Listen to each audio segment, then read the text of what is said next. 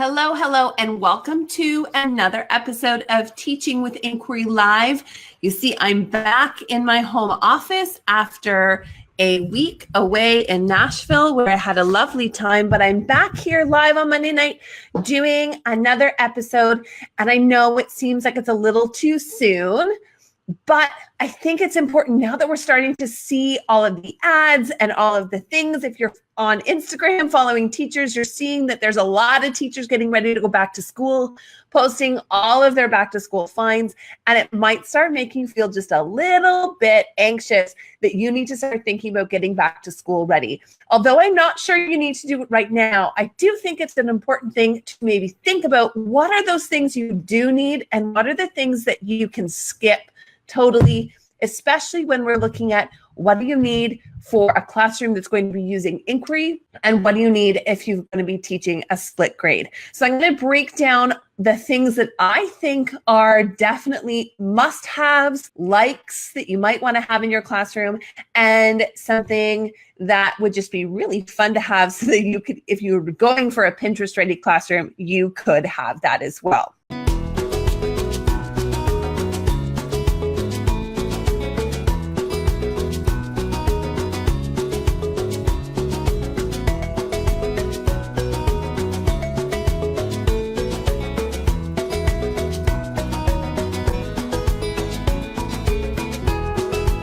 So definitely the very first thing that I think is non-negotiable. So these are the things that you probably absolutely need to have in your classroom. And I'd be very surprised if most classrooms don't have them.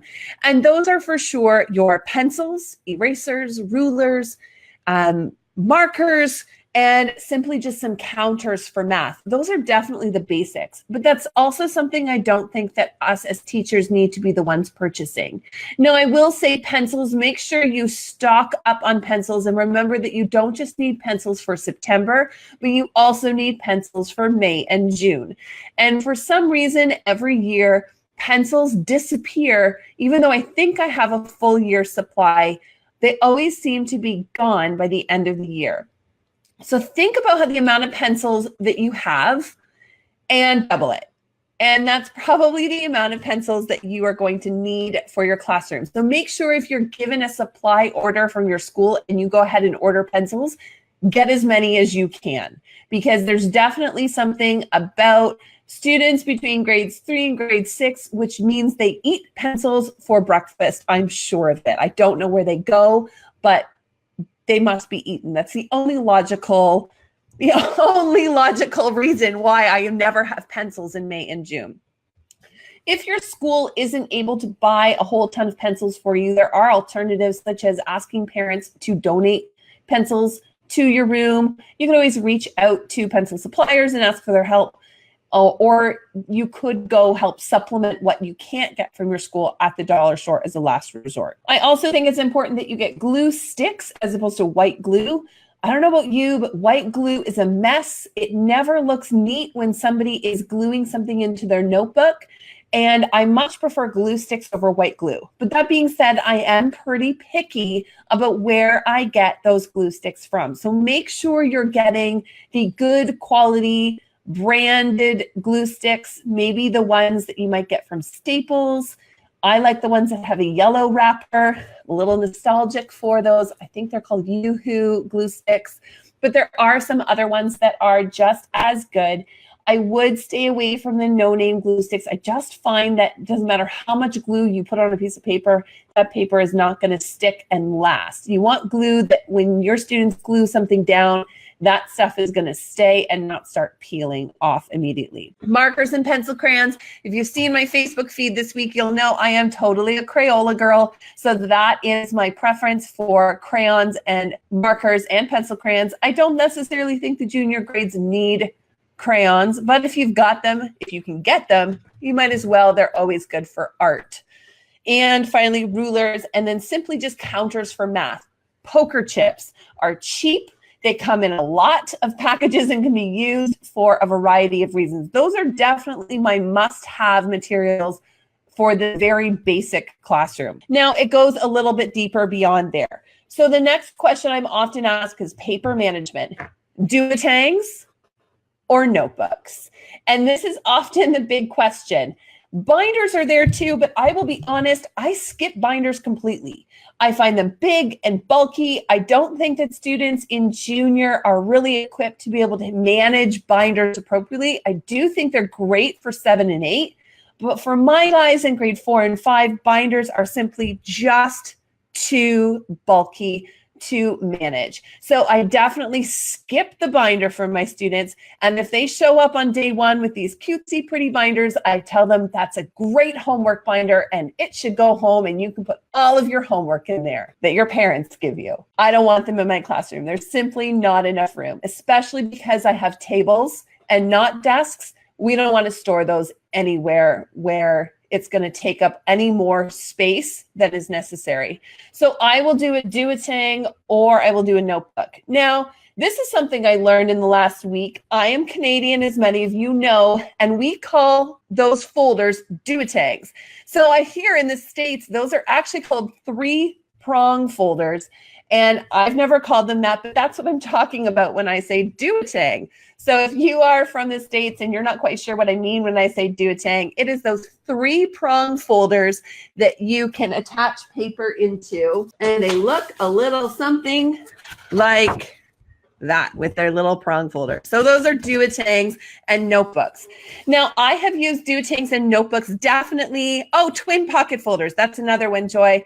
I do. If it comes with a pocket, that's even better. If you can get a pocket and the prong folders, you have hit the jackpot. But I don't often get those ones ordered for me. I either have pocket folders or I have do-a-tangs. Now, with these prong folders or do-a-tangs or notebooks, I will use them interchangeably. My deciding factor is actually my kids. The students in my classroom will determine whether or not I order notebooks or I order do-a-tangs. And this is something that I don't necessarily see as a decision factor for a lot of people, but here's why the students in my classroom will determine whether I get notebooks or I get do-a-tangs. I prefer notebooks, primarily because they rely less on paper. And if you are at a school that's on a paper diet and you've got limits on your photocopies, using notebooks in your classroom will reduce the amount of photocopying you need to do. Students can draw out their graphic organizers. They can make tables. They can write out questions that you put on a chart paper. All of those things can be done. Students don't necessarily need you to print out a photocopy all the time. Now, if it's a math problem or something, what I will do is I will print multiple math problems on the same page, cut them out, and they'll just glue the math problem onto the top. But otherwise, my preference really is notebooks because the amount of paper and, of course, along with that, the prep and the amount of time I'm standing in front of the photocopier every morning. Now, that being said, I don't use notebooks every single time. If I look at the class makeup, when the students in my class, I have to look at their organizational skills, their executive functioning, and some of the LDs that might be coming into my classroom. If I have a large group of students that are struggling with organization and executive functioning, which does happen, sometimes it's just a matter of I have a lot of boys in my classroom. Boys seem to be typically at this age a little bit behind some of the girls in their organizational skills. They do catch up, but there is still a difference between the genders, I find. So if I have a class that's struggling with executive functioning, organizational skills, then I will opt for do-a-tangs because I can then give scaffolded papers so that students aren't spending the majority of their independent work time copying things down or organizing a notebook, which does take more time. It uses less paper, but if I've got students that struggle with that, then I want to avoid that issue, and I will often go for do-a-tangs. Now, I have been known to also give the alternative of you can choose a do-a-tang or you can choose a notebook, and that's definitely been a choice. So that is kind of my decision factor on whether or not I use notebooks or do-a-tangs for sure. And again, I do really like notebooks better. Some of the fun foldable work papers that I do, the interactive notebooks, look so much better in a notebook than they do in a do-a-tang. So the next thing for paper management is I like to print colored paper. So if you don't have access to a colored photocopier or a colored printer, sometimes being able to print your just regular black and white stuff onto colored paper, definitely makes the things that you're hanging up in your classroom pop a little bit more and stand out a little bit more. So I did invest in some Astrobites paper, both the cardstock and the regular weighted paper. And I will often print anchor charts or subject headings or things like my focus board, schedules, and calendar notes. All of those things will definitely be printed with black ink on colored paper. And it just stands out and helps students to focus on different areas of the board and gives a little bit of added color instead of everything always being on white paper.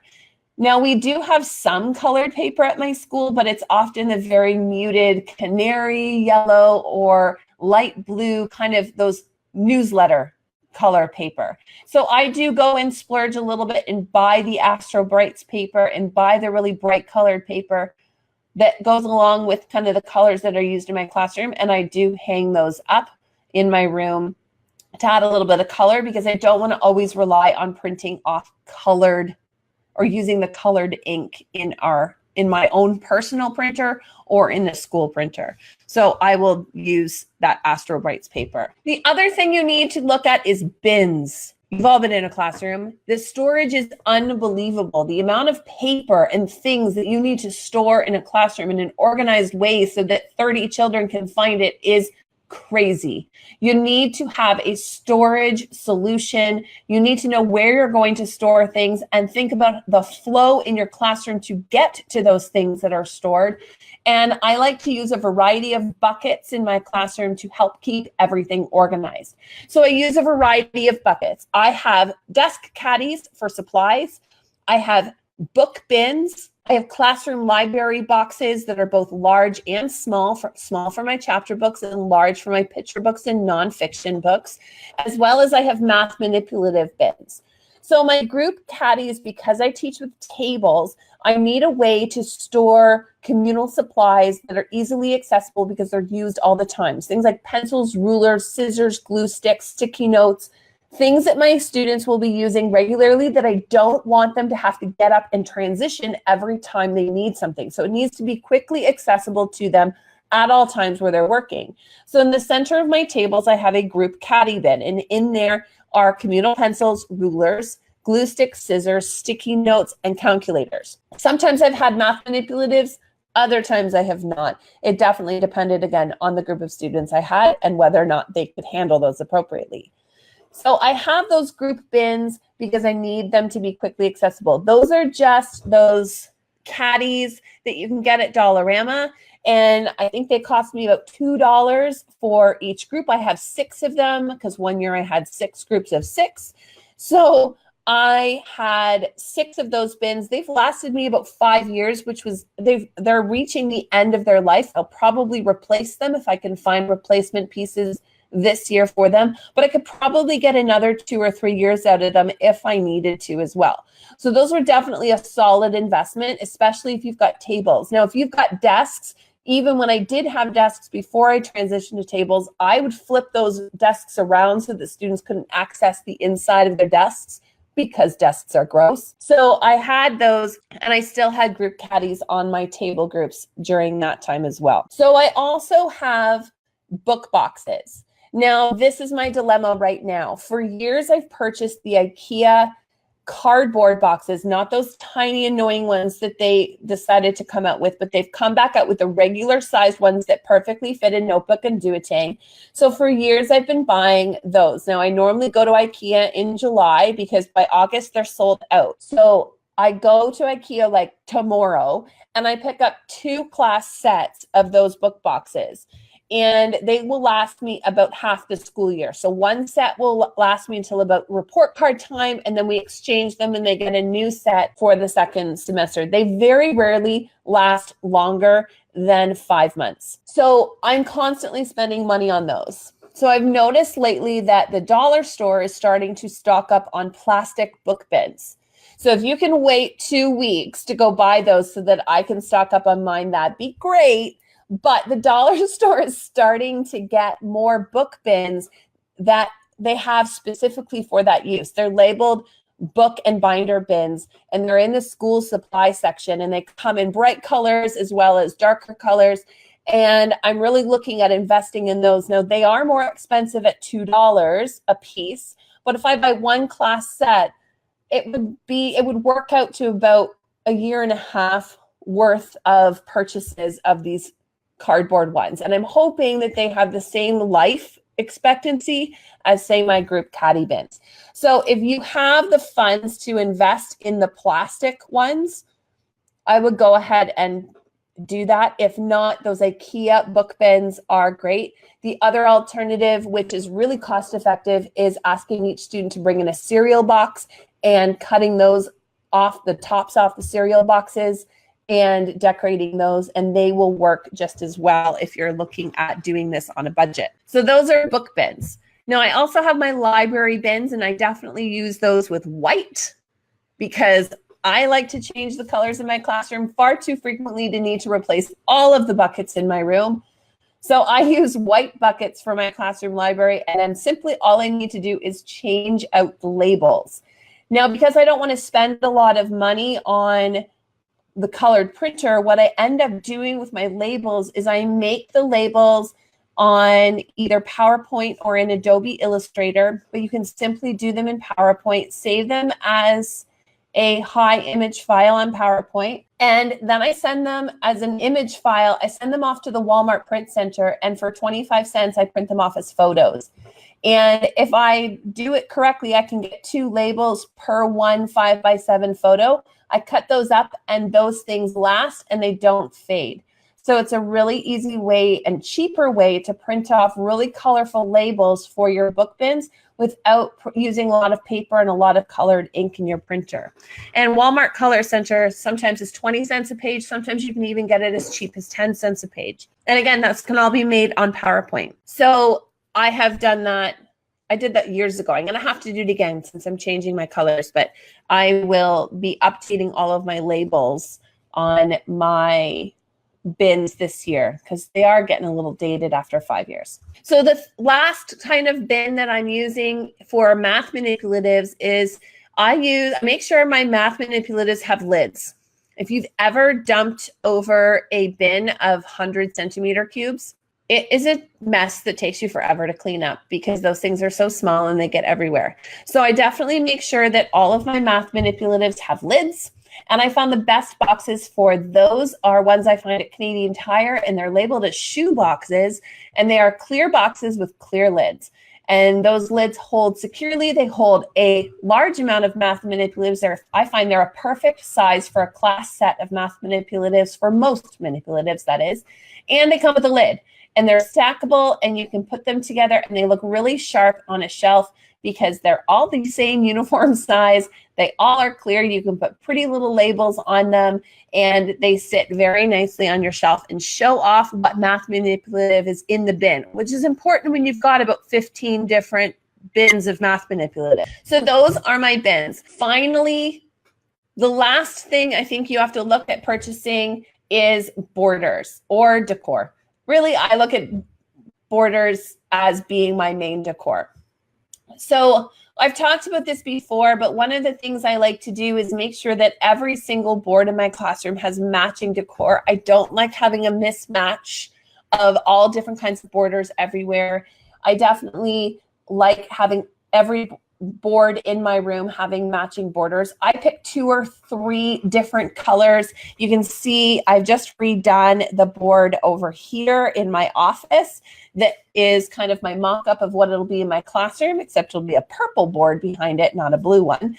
But I went out and bought some borders, and I've just layered those one on top of another to create a cohesive look.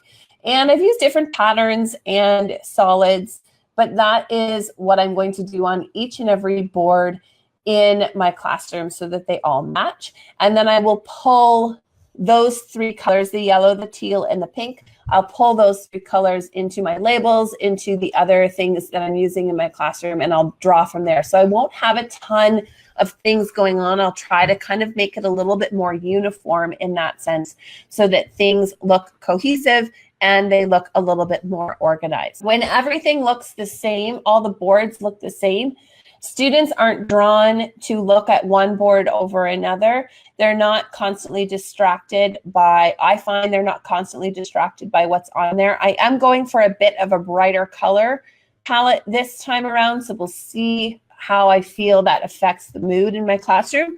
I'm hoping it doesn't have too much of an impact, but we will see.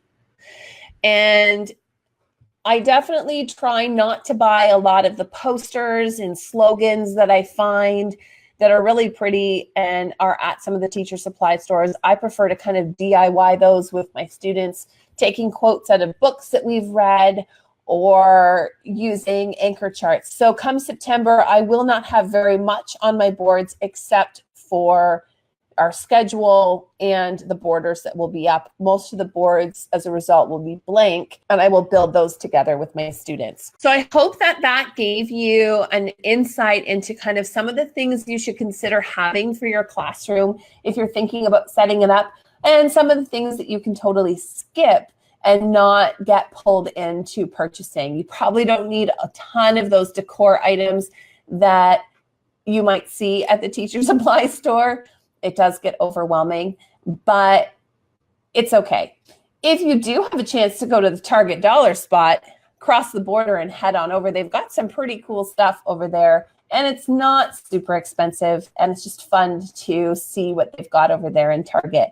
But if you don't, that's okay too. So again, hope you found this helpful. I will be coming back next week. We will be talking about flexible seating in your classroom and how you can accomplish flexible seating, where you can find things that aren't going to break your budget in your classroom, or where you can just try flexible seating without having any cost to you as a teacher. So that will be next week, again, Mondays at 9 o'clock. And thank you for joining me tonight. If you want more information about tonight's episode, you can find the show notes as well as the links to the podcast and YouTube replay shows at www.teachingwithinquiry.com. And again, the blog post and everything else from me, you can find more of my information on my blog at www.madlylearning.com. Thanks very much for joining me, and I will see you next Monday at 9 o'clock. Talk to you later. Bye.